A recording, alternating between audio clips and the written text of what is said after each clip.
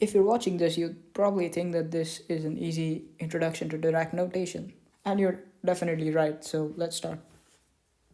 So let's look at the two type of vectors that represent the state of a qubit. These are ket vectors and bra vectors.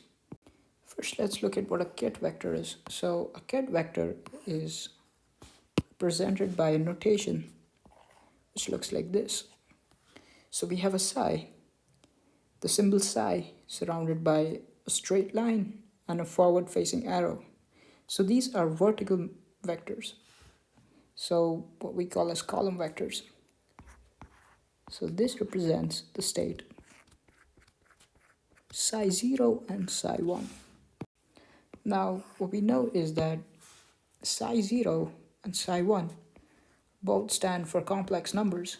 So we could say psi 0 is x0 plus I y0 and psi 1 is x1 plus I y1. Now let's take a look at how we would represent state 0 as a ket vector. So this would be psi 0 and we would have a 1 over here because it's a state 0. So in computer science terms, we would say that 1 is the active state. So just for understanding, psi 0 is the active state in this example, plus psi 1 is in the false state or 0. So this would give us the state 0. Similarly, for 1, we could say psi 0 has the state 0 and psi 1 has the state 1, giving us the final state to be 1. Okay, so this is all for the introduction for ket vectors. Now let's look at bra vectors.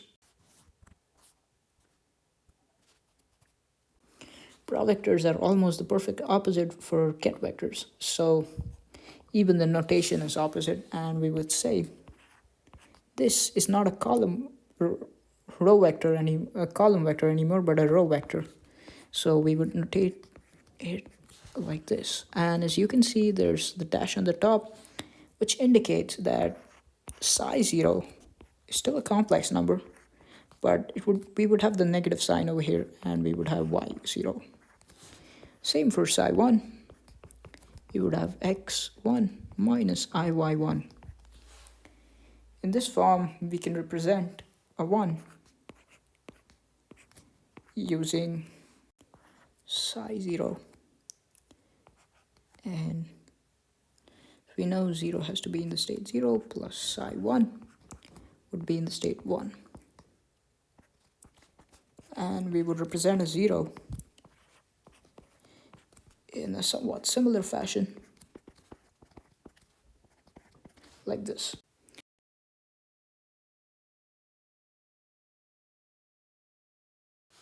So hopefully, if there's some more clarity now, we can compare them. We could say that ket vectors are column vectors and bra vectors are row vectors. And ket vectors are represented by psi 0, psi 1, same as in bra vectors, but they're represented by psi o dash and psi 1 dash. And the 0 and 1 states are represented as such. Now let's take a look at a few operations that we could do with ket and bra vectors. The first operation that we could do is multiplying it by another real or an imaginary number. So let's take lambda, for example, and multiply a ket vector by lambda. The result, as it seems to be and would be obvious, is lambda psi 0 and lambda psi 1. The next operation we would look at is when we add two ket vectors, for example. In this case, we would get another ket vector, which is psi 0 plus x0 and psi 1 plus x1. Quite simple till now. Now let's look at what happens when we multiply a psi vector and a ket vector together. Let's take a psi vector, a ket vector as ket vector psi, and a bra vector x. When we multiply both of these together, we would get So first you realize that we have the bra vector, which is the horizontal vector or the row vector. So let's write that down first, and then we're multiplying it with the ket vector. So we get x0 and x1. Now upon multiplication, what we would get is a single vector that looks more like this. First, we happen to multiply psi0 with x0, and then psi1, psi dash 1 with x1. So upon multiplication of these two, we'd get psi0 x0 plus psi1 dash plus times x1 dash. It's pretty easy vector multiplication. And there's another property that we could learn from this. And if you're interested, you could test this out. And that is that if we have such a bra-ket vector, we would get this. That equation is true. Now we got basic functions of bra-ket vectors. Let's look at how we can use their linearity in simple situations.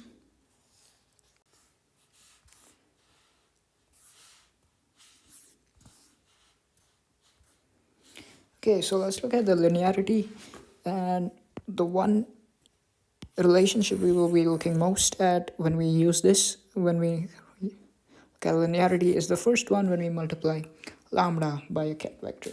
Let's look at the first case in which we have a bra vector and an other ket vector multiplied by lambda. In this case, what we will get, you see, it's a little different because the lambda is on the inside and is only multiplied by the ket vector. So in this case, we could say, we could take a bracket and multiply it with only one vector.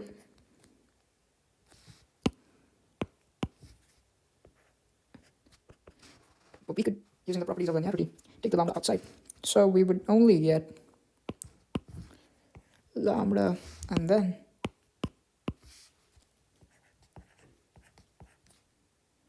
our bra and ket vector. So this is one of the relationships, one of the linearity situations. A second situation would be, what if we had our lambda multiplied to the bra vector instead? In this case, it will look a little something like this. Instead of when we take our lambda outside the bracket, it wouldn't just be lambda because it's multiplied to the bra vector. We would get conjugate of it, and it would multiply our bra vectors in this format. A bit similar. If you remember, our bra vector also has components with conjugates, so we could remember it in the same sense that when we are multiplying something with the bra vector, taking it out, we get its conjugate. Again, simply, we could just take the lambda out like before, but it would be a conjugate and would look more like this. Our third relation that we will see is what if we had something that looked like this.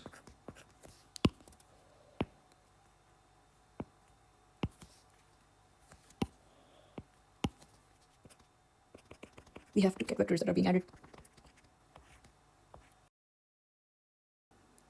Now this is it could be simplified further, which is, I believe, not something that you would expect. We would get this.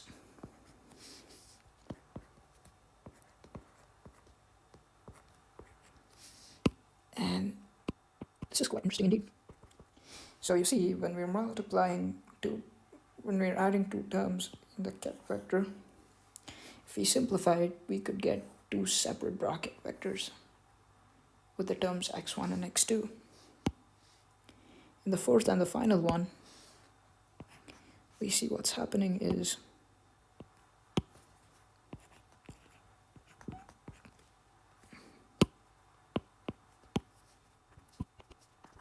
instead of adding the ket, we're adding for the bra vector.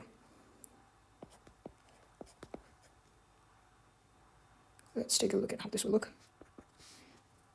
So, unlike before, we do not have a conjugate sign on it, which is something you may have thought that, okay, if we had a lambda here with a conjugate, why not have a conjugate for this as well? But that's not the case because it's already in the state, ket state,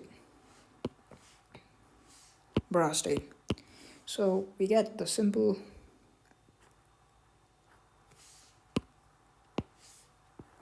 one and the x state. Now that we're done with the properties and some simple use cases for it, let's look at another property for bra-ket vectors, and this is the norm or the length of the bra-ket vector. So the norm or the length of the vector is given by this notation, and it's a pretty common notation in maths, of course, where we put the big two dashes around it, and this is actually equal to the root of bra-ket vector of the same state. And this would be, when you simplify it, you get psi 0 conjugate psi 0 times psi 0 plus conjugate psi 1 times psi 1, and this is in turn equal to the root of psi 0 squared and psi 1 squared, the norm of each of the states squared, so psi 0 norm squared. So this is how we get, this is the final formula for the norm. Let's look at an example. So for example, if we had this was equal to 6, the norm in this case would be root 6. Over here we just have a real number, and this is quite an easy example, but it would really work for any case. Now if we try to express this a bit more mathematically, we could say that the norm is equal to the root of the summation from n 0 to n minus 1 of the norm squared for each of the states, which is basically just as many norms you have, right? You can keep adding more over here. It would just be 2 squared. Now remember, we have minus 1 on the top here because our first term is 0, right? If it was just n, we'd have psi 1. This is more because of the notation and not really a scientific reason or something as such. If you start with psi 1 instead of n minus 1, you could just write n over here on the top. So this would simplify to something like this, psi 2, and it would keep on going on. Okay, now let's look at what combination of basic 0 and 1 states of bra and ket vectors would look like. So what I mean when I say this is, what would be a result if we multiplied a 0 ket vector, a 0 bra vector with a 0 ket vector, or a 1 ket bra vector with a 1 ket vector, or maybe, something like this and something like this. So after multiplying, we notice that the states in which both of these are equal, we get that result for that to be 1. And when they're not equal, simply said, when we multiply it, the state is 0. Okay, so you must remember me multiplying lambda with a ket vector before. And in very fancy terms, people call the lambda as an eigenvalue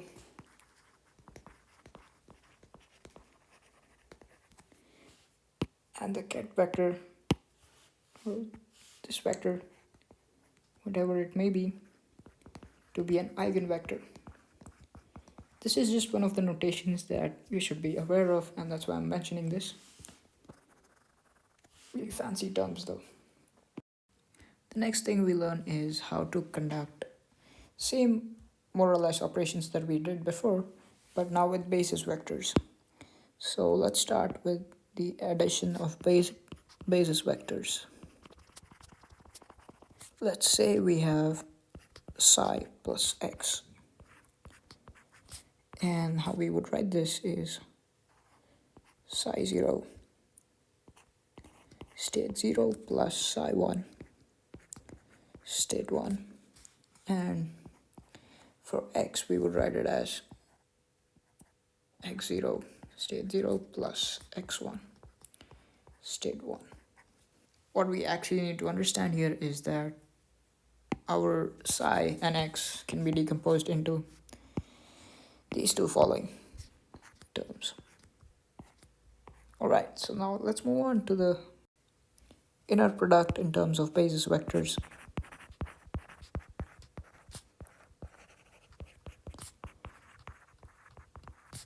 And as you remember, we've obviously done this before.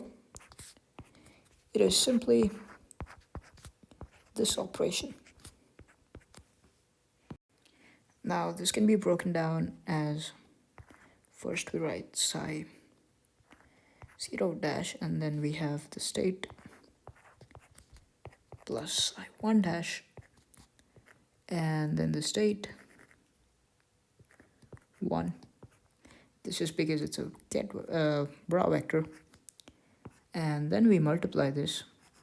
Let me just choose a different color so it's easier to understand what we're doing here. We multiply this with the other ket vector. So we'd have x0 state 0 plus x1 state 1. Alright, so all we'll do now is decompose it, which is multiply the first term with this whole expression, and again the second term with the whole expression once more. So what we would get is psi 0 state 0 times x0 state 0 plus x1 state 1 plus psi 1 state 1 times the whole thing once again, which is x0 state 0 plus x1 state 1. Forgive me, there's not a lot of space over here. So what we will get is x0 psi 0 psi conjugate 0 x0 times this term plus psi 0 conjugate x1, and we'd have 0 1. This is the second state. Our third term would be psi 1 x0, and our third term, which we get from multiplying this with the last part, is, let me make some space over here so it's plus psi 1 x1 state 1 1. Now from before, you probably remember that we discussed these outcomes over here. So when we have 0 and 0, we get 1. When we have 1 and 1, we get 1. But for any other term, we get a 0. So our final answer would be pretty easy. Wherever we have the terms 0 1 or 1 0, this whole term and this whole term would be equal to 0. So we just get the remaining two terms, which are psi 0 conjugate x0 plus psi 1 conjugate x1. Now this is obviously a result that you've seen before, but it is also quite important you know how to actually multiply basis vectors, and so it was an important proof to look at.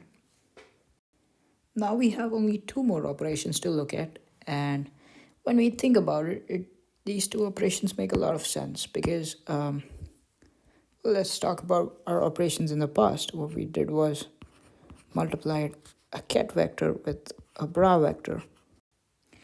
What we haven't done yet is though multiplied a ket vector with an other ket vector.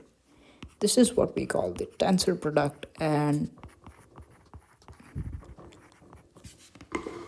The notation for a tensor product is quite different indeed. We use a circle with a cross in between to show that we're multiplying. In this case, let's actually take a different vector. So instead of taking two psi's for understanding, let's take a psi and another x. So what we see is this looks a bit like, first we write down our ket vectors and they look like this. When we do our tensor product, what we get is 4 rows and 1 column. So we get psi 0 x0, we get psi 0 x1, psi 1 x0, and psi 1 x1. What you see is it's in fact the multiplication of psi 0 with x0, x1, and then psi 1 with x0 and x1. The tensor product is actually the product of two quantum states. So if we have two qubits, the states of two qubits could be combined to give us this answer. We have one more operation called the outer product, and this can be represented using this notation. Do note that out of everything that we have already covered, there is one notation which I have not mentioned yet, which is actually an invalid operation. I'm just writing it down on the side. This is in fact an invalid notation. Let's first write down the two matrices from which we could describe this. Psi 0, psi 1. And let's take x0 and x1. Now the outer product would be a 2 by 2 matrice, would be psi 0, x0, psi 0, x1, psi 1, x0, and psi 1, x1. An outer product is also something that we call as a projection. And with this, we pretty much wrap up the introduction and the basics of Dirac notation. There is actually not much more to it when you study first year quantum mechanics or quantum computing.